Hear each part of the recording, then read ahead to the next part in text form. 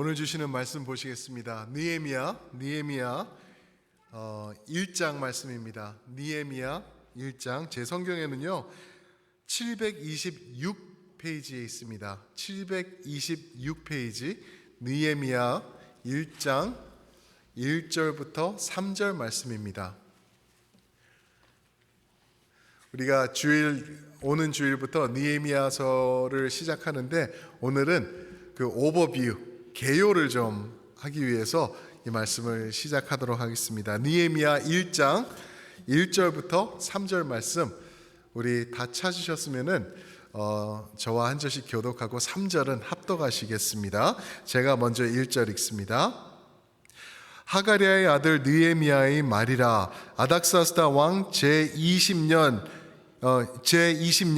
기슬르월에 내가 수산궁에 있었는데, 내 형제들 가운데 하나인 하나니가 두어 사람과 함께 유다에서 내게 이르렀기로, 내가 그 사로잡힘을 면하고 남아있는 유다와 예루살렘 사람의 형편을 함께 읽습니다.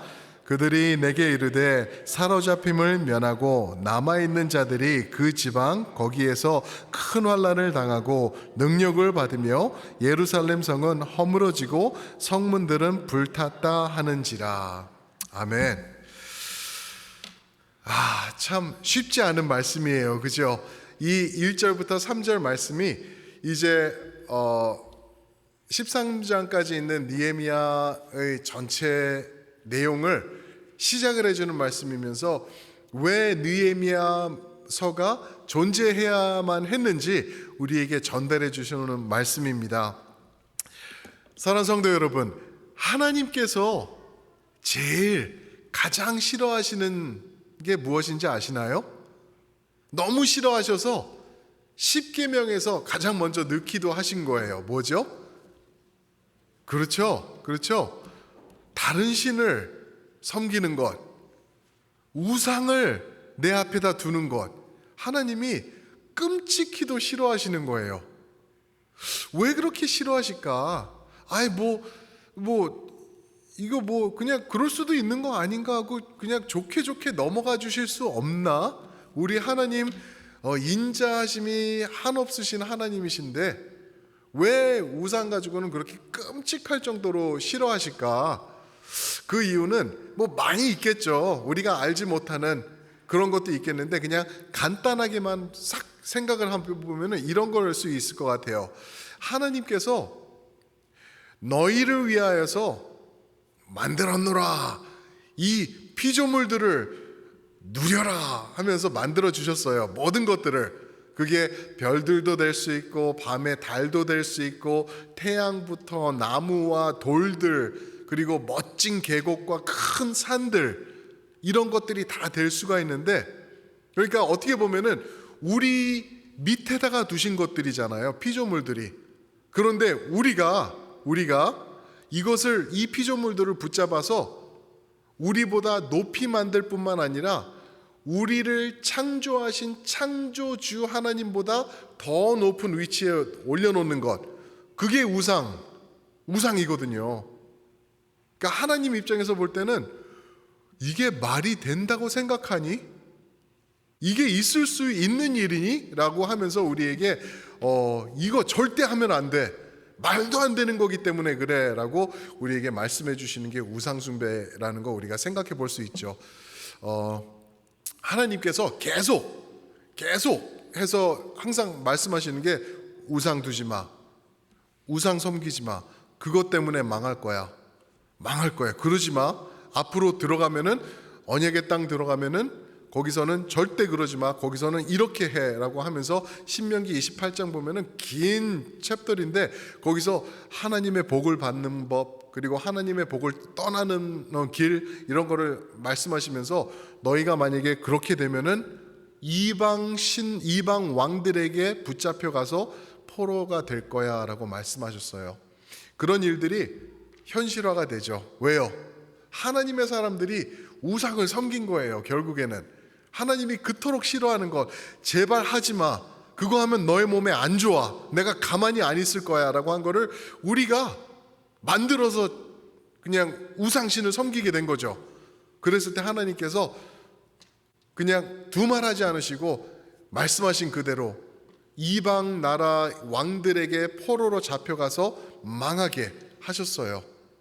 그 망하게 되었는데 그 다음에 하나님께서 구속사, redemptive history, 우리를 구원하시기 위한 그 방식 때문에, 하나님의 언약을 세우신 것 때문에, 아브라함과 만드신 그 언약 때문에 또 살리세요.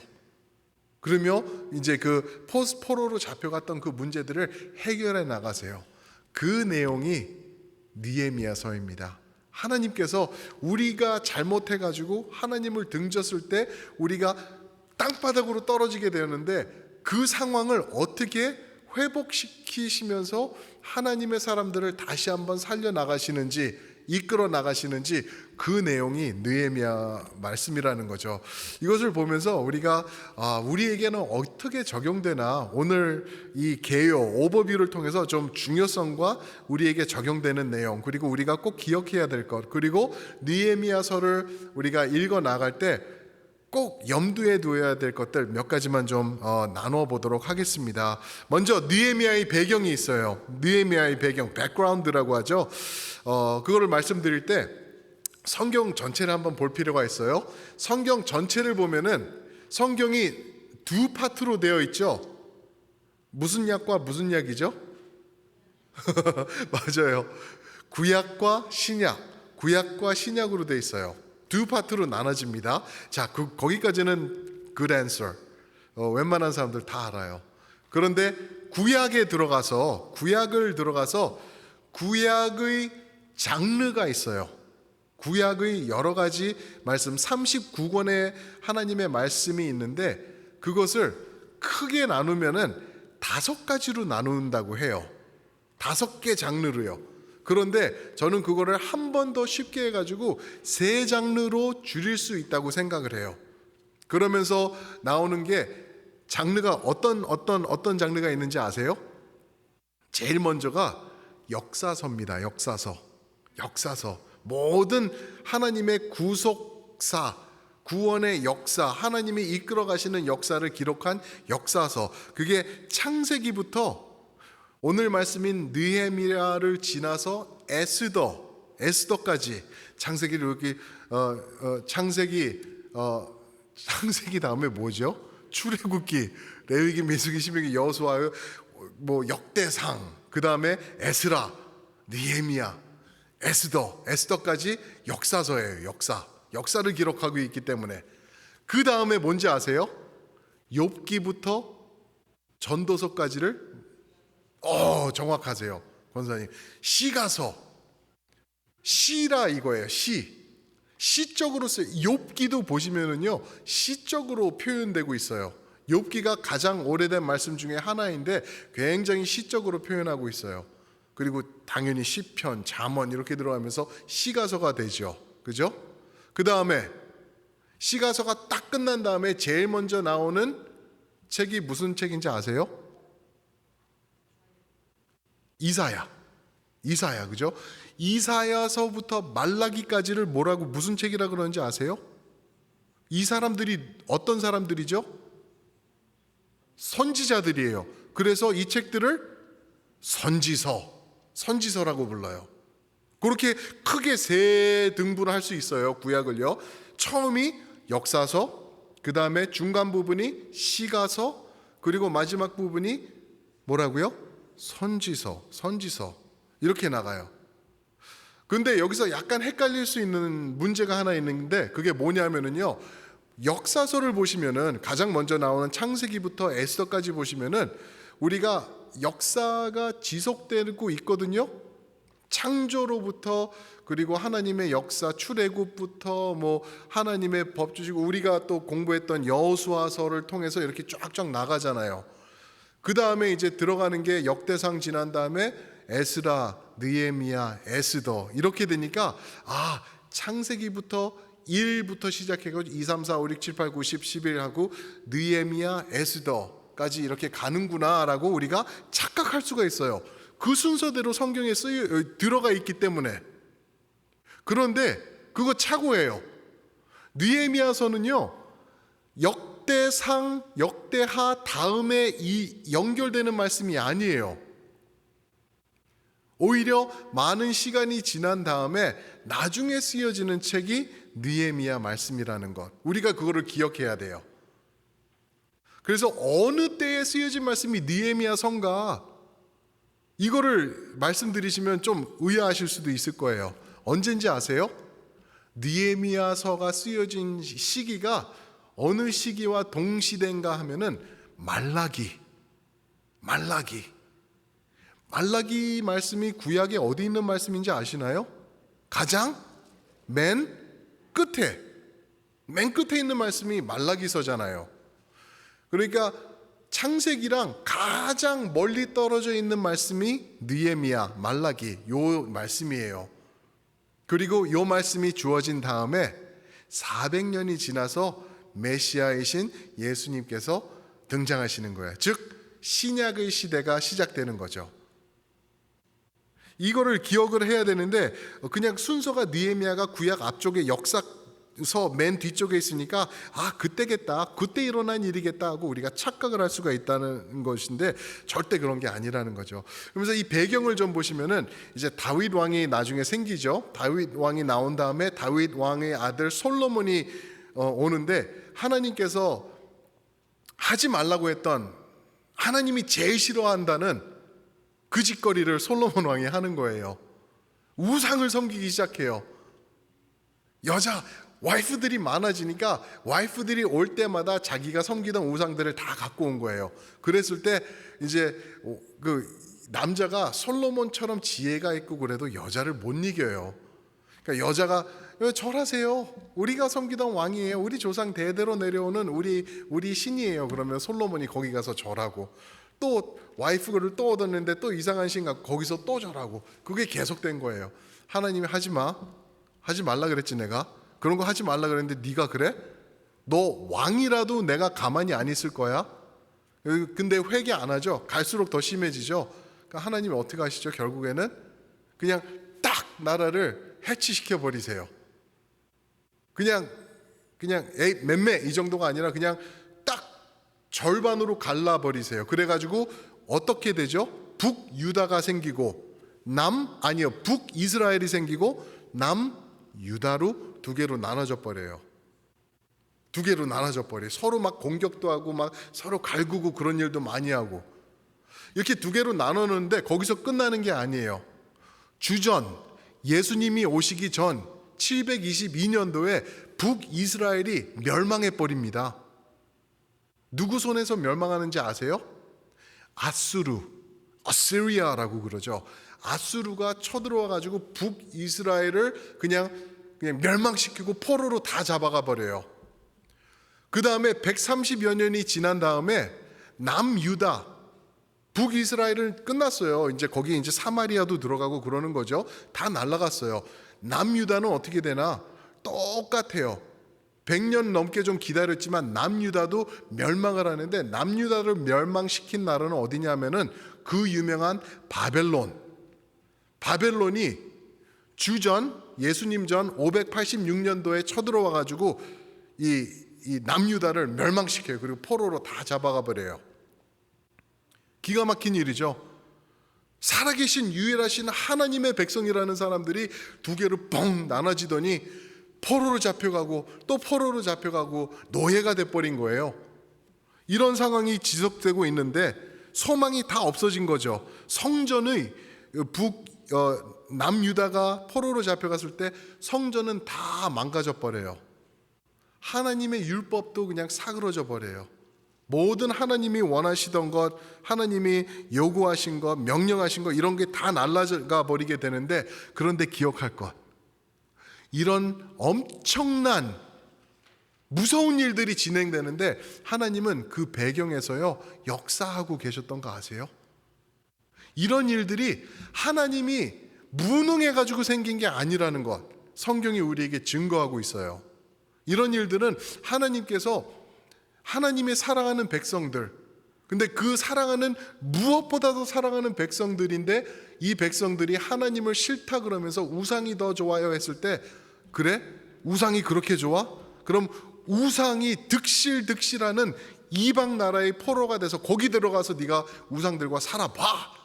그렇게 해가지고 아수르 그리고 바벨론에게 포로로 끌려가는 거죠. 그런데 그 배경에는 하나님께서 다 완벽하게 너희 죽어봐 이러진 않고 혼나봐 그러신 거예요. 그리고 다시 이 사람들을 구원해내실 계획까지 하나님이 가지고 계셨던 거예요. 그 말씀이 이사야서 45장 1절 말씀인데 한번 같이 펴보실까요? 오늘 느헤미야서 보시면서 이사야서로 한번 가보세요. 이사야서 45장 시편 지나고 잠언 지나고 전도서 뭐 이렇게 지난 다음에 이사야서 45장 1절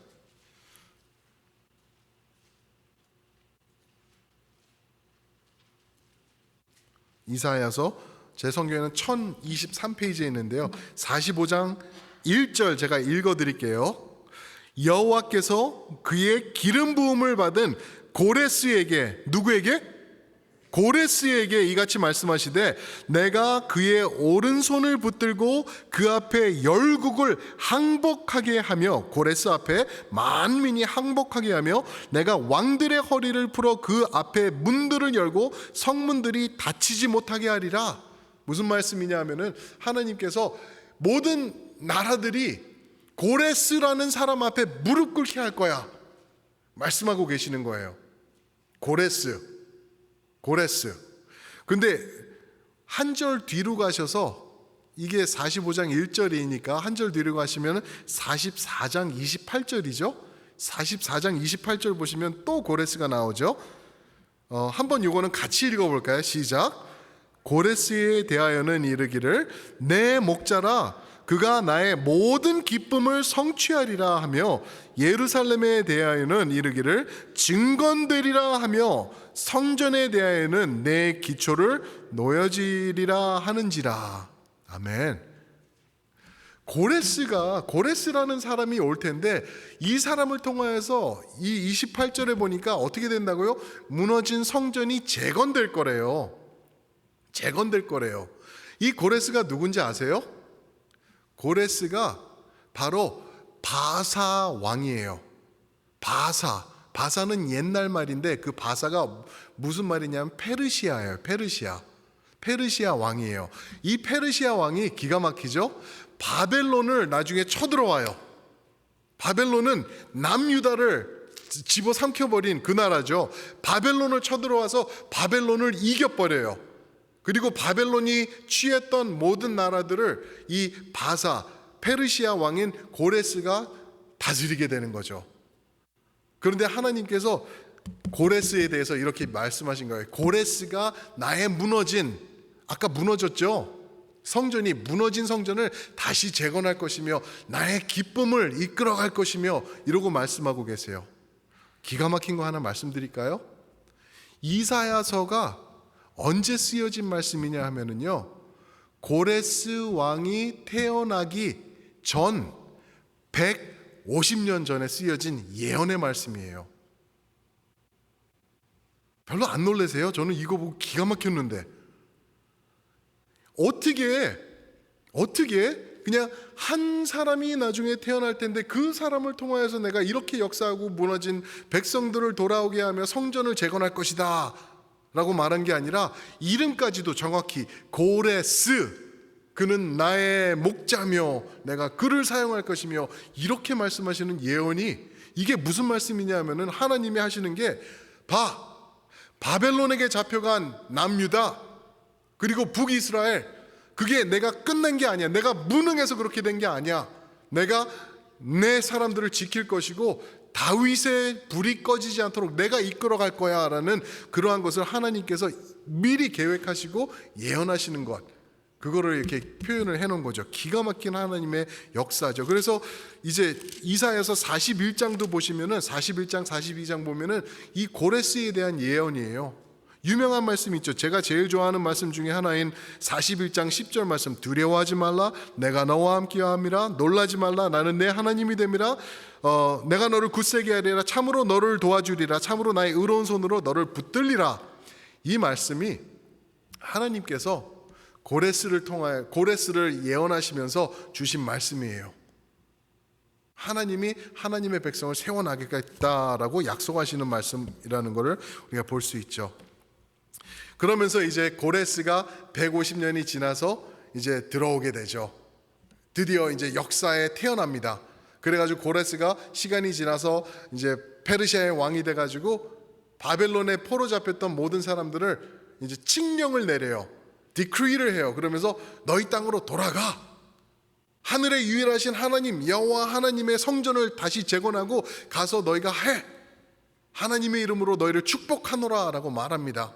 그래서 돌아가는 이야기가 에스라서와 느헤미야서, 에스라와 느헤미야. 그 중간에 사실은 원래는 성경에서 이거를 보면 에스라, 느헤미야, 에스더 이 순서로 되는데 이 에스더는 에스라와 느헤미야 중간 정도, 중간에서 좀 앞부분에 있어요. 에스라 쪽으로. 정확히 말하면 에스라 6장과 7장 중간에 이제 일어나는 사건이 에스더의 사건이에요. 한 10년 동안의 사건이 그때 일어나는 거예요. 그러면서 이제 돌아오기 시작하죠. 에스라서 이제 1장과 2장 보시면은 스룹바벨이라는 왕, 여호야긴의 아들, 그 왕을 통하여서 하나님의 1차 백성들이 귀환을 합니다. 첫 번째로 귀환해요. 그래서 이 사람들이 돌아와서 제일 먼저 한 게 뭔지 아세요? 제일 먼저 한 게 하나님의 성전을 재건합니다. 스룹바벨을 통하여서 성전이 재건돼요. 멋있게 세워져요. 그 다음 이제 에스라서 7장부터 보시면은 에스라가 두 번째 귀환을 해요. 2차 귀환. 두 번째로 이스라엘 백성들을 데리고 예루살렘으로 돌아와요. 포로들을. 그러면서 하는 에스라가 한 것은 뭐냐면은 말씀의 재건, 말씀의 재건.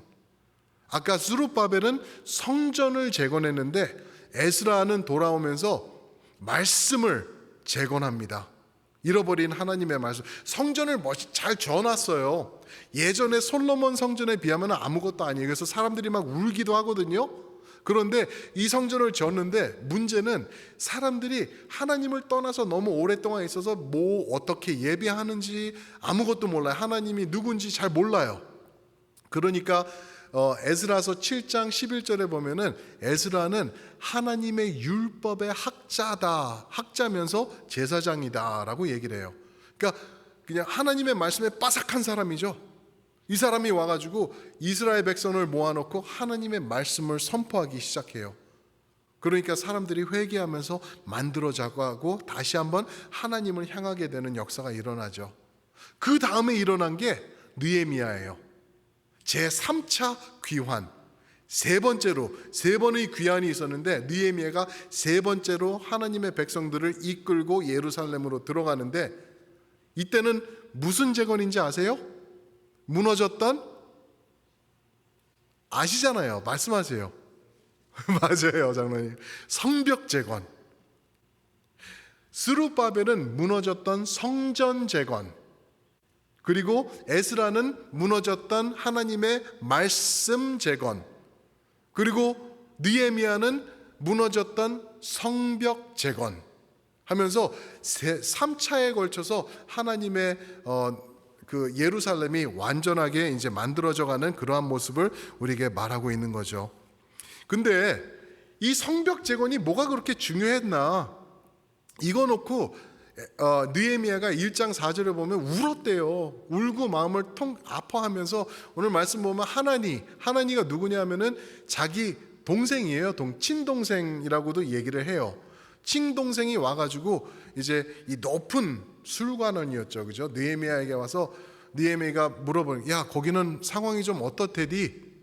하니까 형 말도 마세요. 거기 난리 났어요. 사람들 얼마나 불쌍한지 알아요. 불 다 탔고요. 문은 없어지고 벽들은 와르르 무너져가지고 이렇게 됐어요. 그러니까 느헤미야가 통곡을 하면서 금식하면서 기도를 들어가요. 왜? 도대체 성벽이 뭐가 그렇게 중요한 건데, 성벽이 중요한 거는요, 두 가지 이유가 있어요. 실질적인 이유가 있어요. 보호막이 되는 거죠, 그죠? 근데 그것보다 더 중요한 게 실질적인 것보다 상징적인 게 있어요. 상징적. 성벽이 있다라는 거는 사람들이 뭐라 그러죠? 안위함을 느끼는 거예요. 안위함. 위로를 받는 거예요. 든든함. 그죠? 창문에, 모든 창문을 보면은 거의 모든 창문이 이렇게 열리게 돼 있죠. 위로 올리든지 옆으로 열든지. 그런데 창문을 보면은 요만한 락이 있어요. 그렇죠? 이렇게 딱딱 하면은 잠겨서 안에서도 안 열리고 밖에서도 안 열려요. 요만한 거예요. 많은 경우는 플라스틱으로도 만들어졌어요. 저희 집 같은 경우는. 요게 있으면은 도둑이 못 들어오나요? 아니요. 요만한 돌멩이 하나 있으면은 깨트리고 손 넣어가지고 그거 딸깍 하고 열고 들어오면 돼요. 마치 성벽이 그런 역할이에요. 이거 있다고 뭐 문제가 없는 거 아니에요. 왜 그러냐면 아무리 멋있게 견고히 성벽을 쌓더라도 벽을 넘어서 전쟁하고 그랬거든요. 때려 부시고요. 막 그렇게 했는 건데, 이게 심적으로 안위가 되는 게 바로 이 성벽의 역할이라는 거죠. 이게 성벽이 다 무너졌던 이유가 왜 그러냐면은 주변의 이방 나라들이 와서 다 때려 부신 거예요, 성벽을.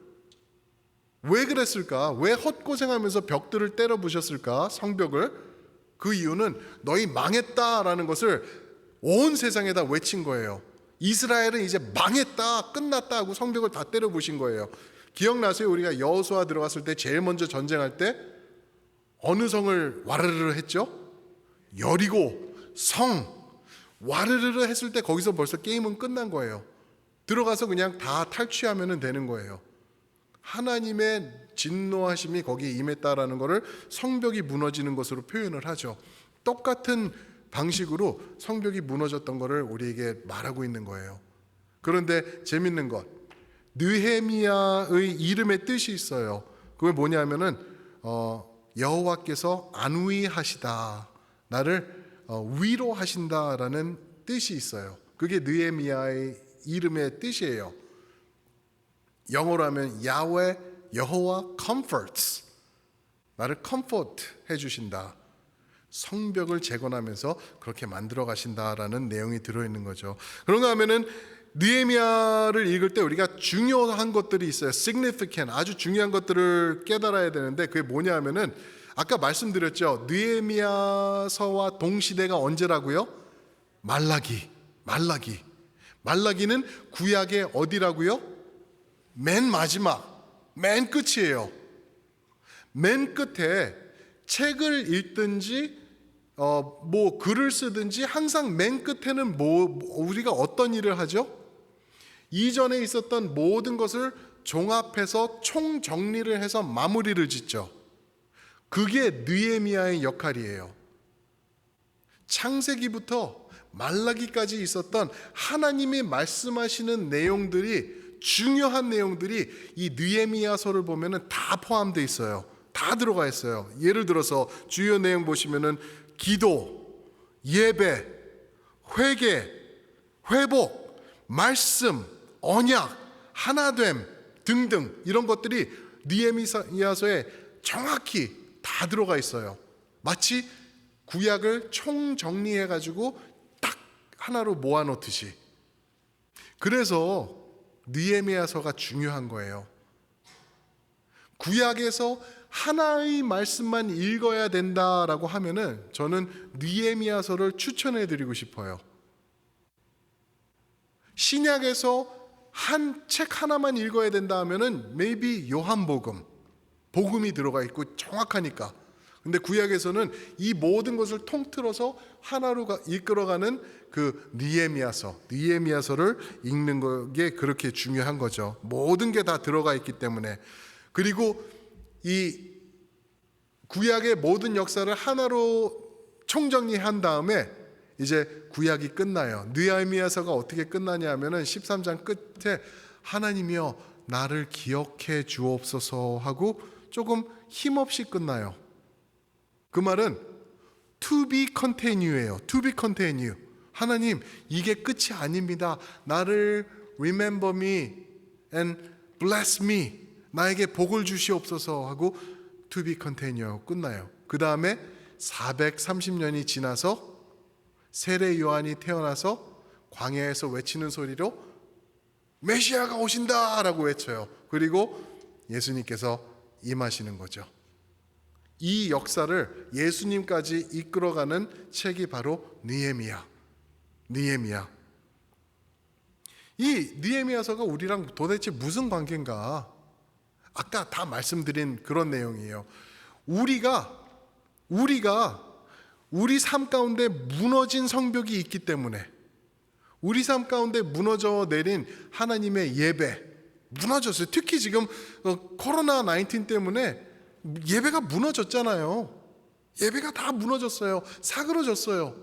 예배가 다 없어져 버렸어요. 재건해야 될 때예요.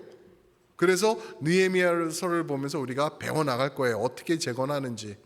그리고 또 우리 삶 가운데 있는 우상, 내가 우상인지도 모르는 우상. 재밌죠? 이스라엘 백성들이 바알이 우상인 거 알았을까요? 제가 볼 때는 알았을 수도 있지만 합리화했을 것 같아요. 아이, 나는 여호와 하나님을 섬기지. 이거는 내가 필요한 거니까. 이거는 갖고 있지만 내가 그분을 섬기지. 이거는 뭐 내가 그냥 끼고 있는 거고 하나님만 찬양합니다 라고 하는 게 바알이 아니었을까. 그리고 제가 지난 2주 동안 말씀드렸던 것처럼 하나님을 섬기다 보니까 하나님은 너무 심각해. 좀 재밌게, 인생도 재밌게 살고 싶어서, 좀 쾌락도 좀 누리고 싶어서, 그래서 또 끌어안은 게 아스다롯, 쾌락주의, 성적 문란함, 이런 것으로 살아가고 있어요. 3500년 전에 있었던 일이 오늘 똑같아요. 하나님 사랑하시죠. 당연하죠. 우리 자손들도, 우리 자녀들도 물어보세요. 교회 안 나온 지가 지금 10년이 넘어가고 있는데 너 하나님 믿어? 그럼 믿는데요. 그리고 부모들도 어떻게 생각하는지 아세요? 부모들도 얘가 어렸을 때는 주일학교에서 개근한 애예요. 하나님을 얼마나 사랑하는 애인지 아세요? 그러면서 위안을 받으려고 그래요. 그 사람 이미 하나님 떠난 사람인데 냉정하게 보면은 내 자녀 하나님 믿지 않고 있잖아요. 지금 우상화되었거든요. 그런데 옛날에는 하나님 잘 믿었어요. 우리 아들이, 우리 딸이. 근데 아니라는 거예요.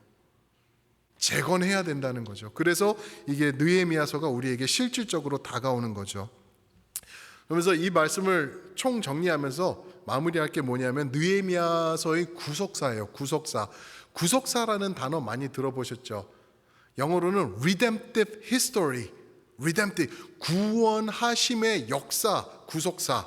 그죠? 느헤미야서를 통해서 드러난 구속사.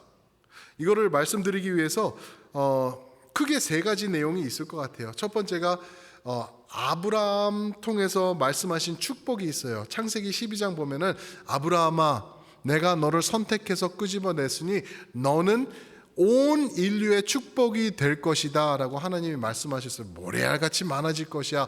네가 축복이 될 거야 라고 말씀하셨죠. 하나님의 구속사가 거기서부터 시작되는 거죠.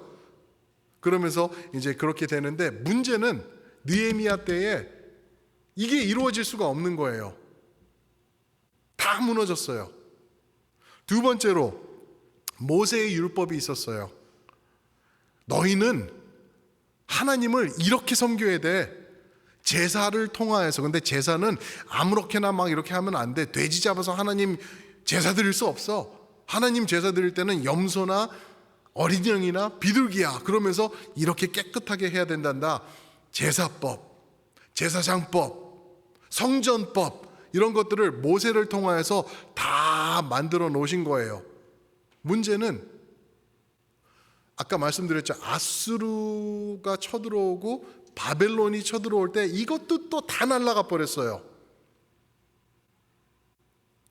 세 번째는 또 뭐가 있냐면은 다윗의 왕위가 있어요. 다윗의 자손의 왕위. 구속사, 구원을 이루기 위해서는 다윗의 자손이 와야 돼요. 하나님께서 그렇게 말씀하셨어요. 다윗의 자손을 통하여서 하나님께서 구원을 하겠다. 그래서 유다의 불이 꺼지지 않게 하신 거예요. 여기서 우리가 볼 건, 근데 지금 문제가 뭐냐 하면은요, 느헤미야 때에 모든 게 재건이 됐죠. 아까 말씀하신 것처럼 성전이 재건되고 말씀이 재건되고 성벽까지도 재건됐어요. 근데 문제는요, 다윗의 왕위가 세워지지 않은 거예요. 왜요? 이때도 아닥사스다 왕이, 그러니까 고레스 왕의 손주가 이때 왕이었거든요. 다윗의 가족이 왕이 아니었어요. 그러니까 이방 왕 밑에서 그냥 그러고 있었던 거예요. 그런데 보세요. 아까 말씀드렸죠. 느헤미야가 이제 구약을 총정리하면서 마무리하고 400년이 지나서 예수님이 오시는데, 예수님이 오실 때 어떠한 말씀으로 신약이 시작되는지 아세요? 마태복음 우리 한번 이거 보고 맞출게요. 마태복음 1장 한번 가보세요. 마태복음 1장입니다. 마태복음 1장 1절. 1장 1절. 신약의 제일 첫 방으로 나오는 말씀이죠. 마태복음 1장 1절. 우리 한 목소리 한번 크게 읽어보겠습니다. 시작. 아브라함과 다윗의 자손 예수 그리스도의 계보라. 아멘. 400년 전에 느헤미야가 다 이렇게 하고 하나님 나를 기억하여 주옵소서 하고 딱 끝났어요. 그리고 400년 동안 아무 말씀이 없으세요. 그리고서는 갑자기 나타나세요. 그러면서 예수 그리스도의 계보라라고 하시는데, 누구의 자손? 아브라함과 다윗의 자손. 이것은요, 구속사를 이루어 주시는 하나님의 뜻이 이 두 이름 가운데 드러나 있는 거예요. 아브라함아, 너를 통하여서 만민들이 축복받게 내가 할 거야. 구원받게 할 거야. 모래알처럼 많은 자손들. 그런데 그게 안 이루어졌거든요, 구약에서는. 그리고 다윗아, 너를 통하여서 구원자가 올 거야. 그런데 다윗 죽고 솔로몬 죽고 죄짓고 죽고 아들들 서로 죽이고 죽고 난리를 치죠. 그러다 끝난 것 같이 보였어요. 그런데 어느 순간 보니까 하늘에 빛이 비치더니 하나님의 구원자 되신, 우리의 구원자 되신 예수 그리스도께서 역사 속에 뚫고 들어오시는 거예요. 그럴 때 아브라함과 다윗의 자손 예수 그리스도의 계보라, 이거를 딱 말하면 거기서 게임 끝난 거예요. 하나님의 구원이 이제 이루어지는 것, 그거를 우리에게 말씀해 주고 계시는 거죠. 이분이 오셔서요, 무너졌던 거 다 만드시지 않으시나요? 제사, 무너졌던 제사법 예수님이 다 완전히 회복하셨어요. 어떻게 해요?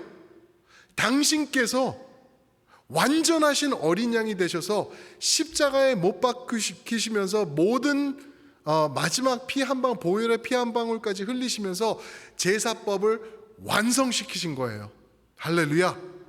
그런가 하면은 제사장도 필요해요. 제사장. 그런데 예수님께서 히브리서 4장 14절을 보니까 그는 큰 대제사장이시니, 우리를 이해하시는, 그러나 죄를 지지 않으신 우리의 큰 대제사장 예수님이라고 말씀하시고 계시죠. 그리고 무너졌던 성전, 아까 말씀드렸던 스룹바벨을 통하여서 완성된 성전이 이제 신약 시대에 들어와 가지고 어떻게 되는지 아세요? 또 무너지죠. 다 무너져 버려요. 예수님 다음에 무너져 버려요. 근데 예수님께서 요한복음 2장 21절에 하신 말씀이, 이 성전을 허물어라. 그러면 며칠 만에 내가 다시 짓겠다? 사흘 만에. 그것은 예수님 자신의 몸을 말씀하신 거예요. 너희가 나를 죽여봐. 내가 사흘 만에 부활하면서 다시 한번 재건할 거야. 그러면서 성전도 완벽하게 예수님의 몸으로 재건하시는 거예요. 엄청나죠. 이런 일들이 일어나고 있어요. 그리고 다윗의 자손 와가지고 눈먼 거지가 뭐라 그러죠? 바디메오가요, 다윗의 자손 예수여 라고 외쳐요. 이제는 누구죠? 그 페르시아 왕 다리오, 아니면 고레스, 아닥사스다이어가 아니라 다윗의 자손 예수여를 외치면서 구원하심이 임했다, 구원자가 오셨다라는 것을 신약 전체를 복음서를 통하여서 우리에게 외쳐주시면서 말씀하고 계시죠. 이게 드러나는 게, 이것을 위하여 준비하시는 마지막 구약의 말씀이 느헤미야서다라는 것입니다. 사랑하는 성도 여러분, 이 말씀을 우리가 볼 거예요. 아마 제가 볼 때는 한 3개월 정도 걸릴 것 같아요. 그런데 이 말씀 통해서요, 그 예수님 만나시기를 축원합니다. 우리를 구원하신 예수님, 나의 무너졌던 성벽을 재건해 주시는 예수님, 나를 기억하시면서 느헤미야는 주여 나를 기억해 주세요 했는데, 나를 기억하는 것뿐만 아니라 내 안에 오셔서 나와 함께 사시면서 나를 이끌어 주시면서 나를 세워주시는, 지금도 나와 함께 하시는 예수님 더 깊이 더 진하게 체험하시게 되는 그러한 시간이 되시길 주님의 이름으로 축원드립니다. 아멘. 아멘. 우리 이 말씀을 놓고 한번